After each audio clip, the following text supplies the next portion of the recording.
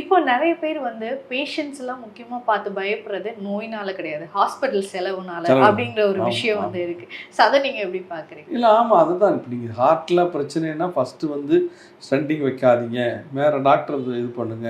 ஏன்னா ஒரு இடத்துல தான் பிளாக். இப்போ நமக்கு ரிப்போர்ட் எப்படி வருது, 100% பிளாக் அப்படின்னு. ஐயோ, ஹார்ட் ஃபுல்லாக இப்போ பிளாக் ஆகிடுச்சா பயந்தாங்க. அப்புறம் டாக்டர் வேறு சொல்லுவார், ரத்தமெல்லாம் அப்படி இருக்கும்போது சொல்லுவார், நீ காப்பாற்ற முடியாது, நீ சீக்கிரம் சொல்லுங்க. என்ன பண்ணுவான், ஓகே வை, சண்டை வைக்கிறது, இரும்பு வைக்கிறது, ஏதோ வைங்க, எப்படியோ காப்பாற்றினா போகுது. இந்த சூழ்நிலைக்கு வராமல் ஒரு நிமிஷம் நம்ம எவாலுவேட் பண்ணணும், ரெக்கார்ட் எடுத்து பார்க்கணும். எடுத்துக்க ரைட், ஓகே, இவ்வளோ இப்போ பேசிக்காக சில மெடிசன்ஸ் இருக்குது, அந்த மெடிசன்ஸ் எடுத்துக்கணும். நம்ம சொல்லக்கூடிய இந்த மருதம்பட்டை சூரணம், வெண்தாமரை பூவிதழ் சூரணம், இதெல்லாம் எடுத்தாவே ஹார்ட் ஸ்ட்ராங்காகிடும், இரும்பு மாதிரி ஆகிடும்.